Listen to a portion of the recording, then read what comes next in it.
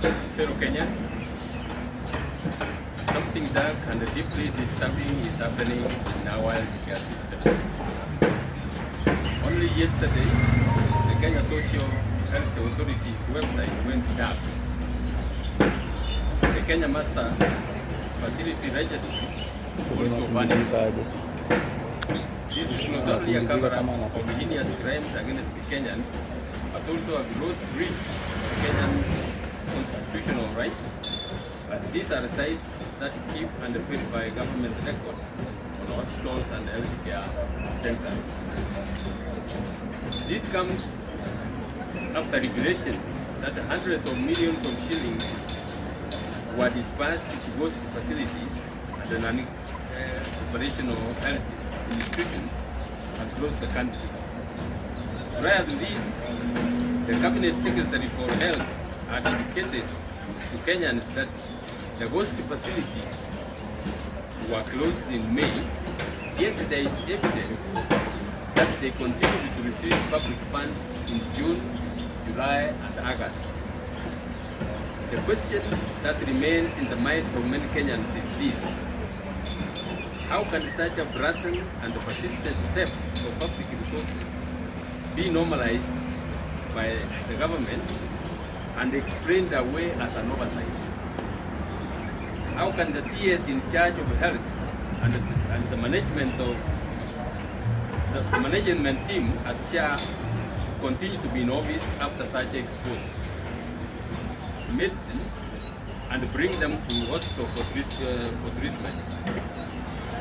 The hearts of Kenyans went dark with agony and despair long before these websites went dark. These are our mothers, fathers, children, and siblings suffering this needless cruelty from an irredeemably broken system. Our healthcare system, meant to be the backbone of our nation's well-being, is bleeding. We cannot continue to tolerate a system where taxpayers' money disappears into shadows while no one is held accountable. The Ministry of Health, alongside professional regulatory bodies, must be fully accountable for the unchecked roads under their watch. Those who have colluded to defraud Kenyans must also face the full force of the law. Whether they sit in the ministry, in the professional oversight bodies, more so the medical council, or within SHA itself, culpability should no longer hide behind titles or offices. Money lost must be recovered, and those responsible must be prosecuted and not protected. SHA, with its digitized system, must expose the fraudsters, and its board and management must themselves be held liable. This is not negotiable. If you cannot show where Kenyans are losing money, then you are a part of that problem. Kenyans need accountability and transparency on the scale of the theft and the corruption involving public funds meant for health services. Paying huge sums of money through SHA to ghost hospitals and fraudulently registered facilities, while really hospitals struggle and Kenyans suffer, is not a matter of negligence. It is a betrayal of the Kenyan people.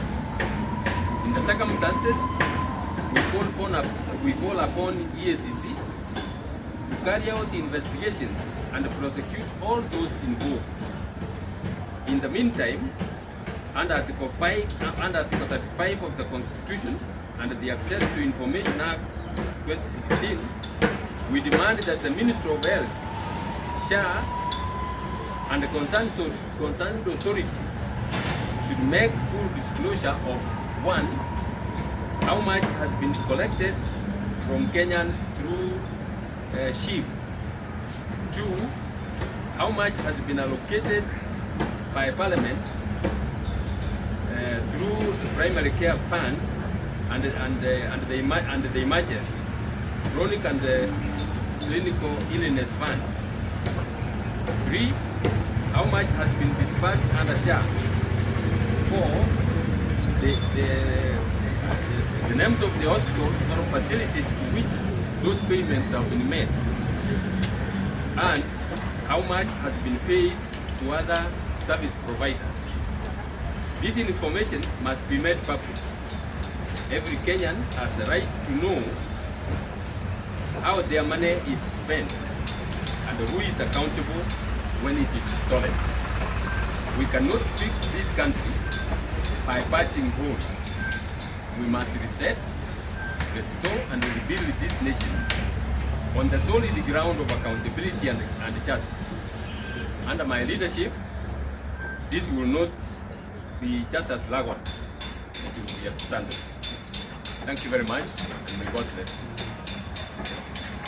I don't want to accuse them because I don't know whether they know, and I mean they also knew before this was made public. But you are right, in a way they should be vigilant, and this is not just coming from the media. Somebody must have known about it.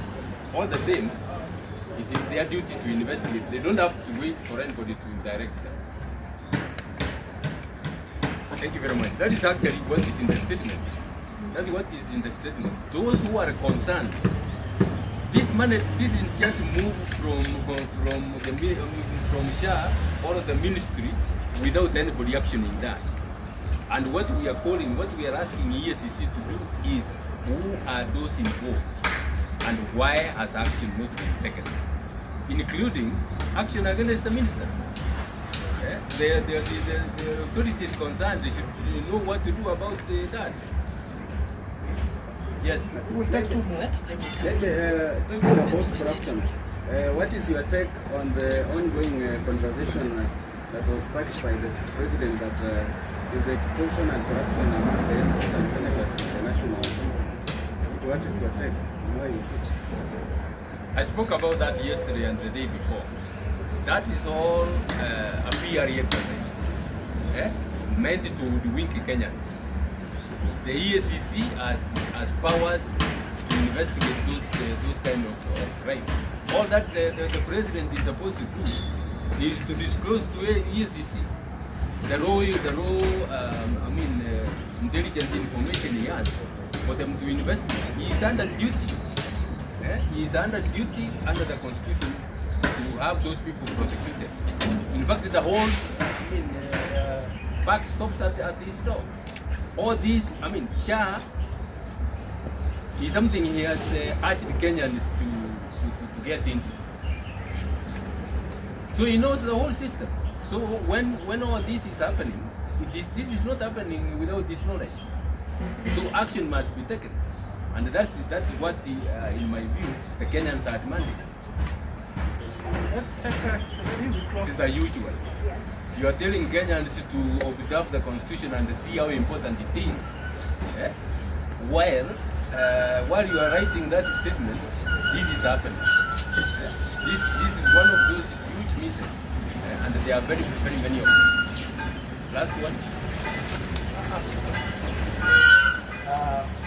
Before I ask my question, I'll start by appreciating you to this movement, and I would like to ask 2 questions. The first question is, what led you to leadership? The second question, what plans do you have for the youth who are the main factors to this system? Thank you very much. I have answered that quite a number of times. I have said that I was led into this because of the plunder, because of what is happening in the country, and the treatment, mainly the treatment that was given to the Gen Zs. And I've also been called upon by Kenyans to come up. So those factors put together drove me to this. Thank you very much.